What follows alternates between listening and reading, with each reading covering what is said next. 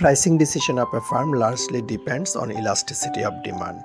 If the objective of a firm is to maximize its profit or total revenue, the firm reduces the price of its product when demand is elastic, and it increases the price of its product when demand is inelastic.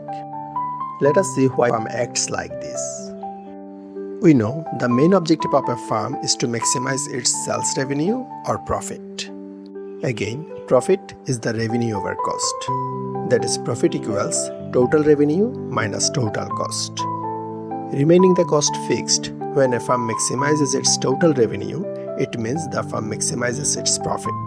Hence, given the cost constant, we can use profit maximization or sales revenue maximization synonymously. Now, let us see why a firm reduces the price of its product when demand is elastic.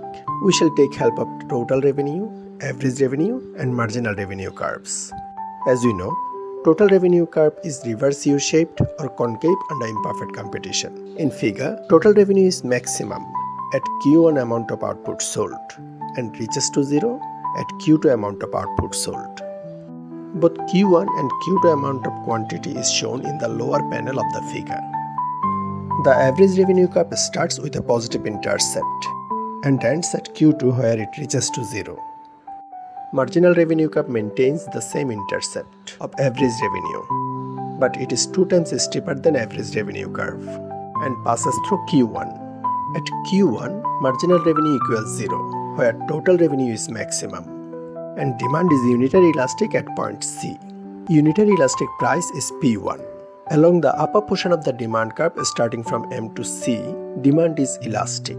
Let us consider a price P2 which is in the elastic price range.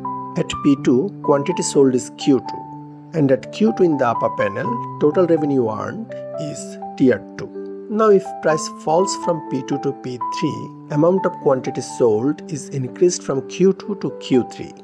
At Q3, total revenue earned is Tier 3 shown in the upper panel of the figure.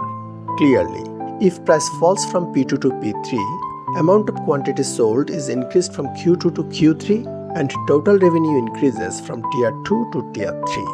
I repeat, if price falls from P2 to P3, quantity demanded rises from Q2 to Q3 and total revenue rises from Tier 2 to Tier 3. On the other hand, if price rises from P3 to P2, amount of quantity sold falls from Q3 to Q2 and total revenue falls from Tier 3 to Tier 2. If we check in figure once again, if price rises from P3 to P2, quantity demanded falls from Q3 to Q2 and total revenue falls from Tier 3 to Tier 2. Clearly, if the objective is to maximize total revenue or profit, the firm should reduce the price when demand is elastic. Now let us see how pricing decision changes when demand is inelastic. Demand is inelastic along the lower portion of the demand curve starting from C to Q2. Price P4 lies in the inelastic price range. At P4 price, quantity sold is Q4. At Q4 quantity sold, total revenue is Tier4 shown in the upper panel of the figure.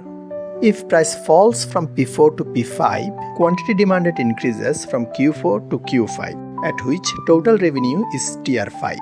Hence, if price falls from P4 to P5, quantity demanded rises from Q4 to Q5 and total revenue falls from Tier 4 to Tier 5.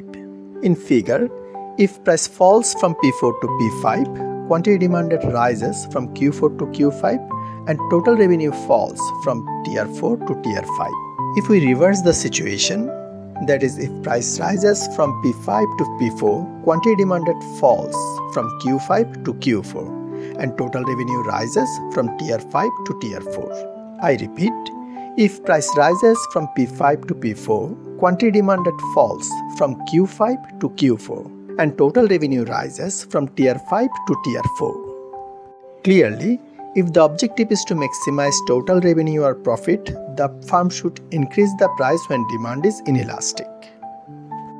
Finally, we shall examine the situation when demand is unitary elastic. Demand is unitary elastic at point C, which is the midpoint of the demand curve, at which price P1 is the unitary elastic price. And at P1 price and Q1 quantity, that is at unitary elastic demand, total revenue is maximum, which is tier 1. Now, if the firm increases the price from P1 to P2, quantity demanded falls from Q1 to Q2, and at Q2, total revenue is tier 2. Clearly, when the price rises, total revenue falls, which is not desirable as it leads to a fall in profit, remaining the cost constant. Similarly, if the firm reduces the price from P1 to P3, quantity demanded rises from Q1 to Q3. And at Q3 amount of quantity demanded, total revenue falls from tier 1 to tier 2. Hence, fall in price is not also desirable when demand is unitary elastic, as it leads to lower total revenue and thereby to lower profit. From the discussion of this lecture, it is clear to us that a firm should reduce the price of its product when demand is elastic, and the price of the product should be increased when demand is inelastic. However, there should be no change in price when demand is unitary elastic.